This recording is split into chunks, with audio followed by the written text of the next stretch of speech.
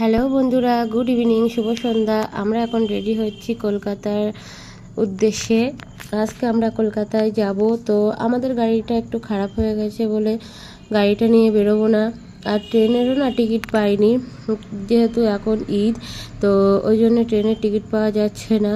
তো আমরা বাসেই টিকিট কেটেছি। বাসে প্রথমেই আমি যাব, এতটা দূরের জার্নি আমি বাসে কখনো যাইনি, কারণ বাসে আমার খুব কষ্ট হয়। তবুও রিস্কটা নিয়ে নিলাম যে একটা বার অন্তত বাসে যাই। তো এখন রেডি হচ্ছি, রেডি হয়ে যাব তোমাদের দাদার অফিসে।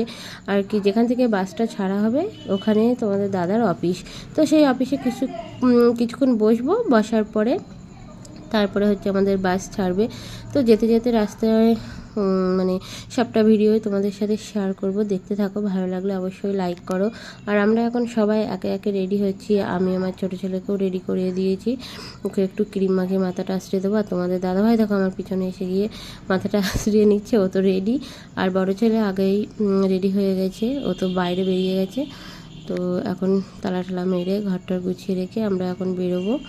তো দেখতে থাকো ভিডিওটা। ভালো লাগলে কিন্তু অবশ্যই লাইক করে দিও, সঙ্গে থেকো, পাশে থেকো। আর রেডি হতে হতে একটা হচ্ছে মানে কি বলবো, বাজে হয়ে গেল।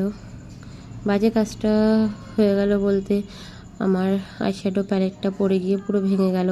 আর কি, তাড়াহুড়ো করছি, 8টা সাড়ে 8টার দিকে বাসটা ছাড়বে। তো তো তার মধ্যে আমরা রেডি হচ্ছি। এখন 7টা তো বেজেই গেছে, কী করা যাবে, যাক, পরে একটা নতুন কিনে নেবো।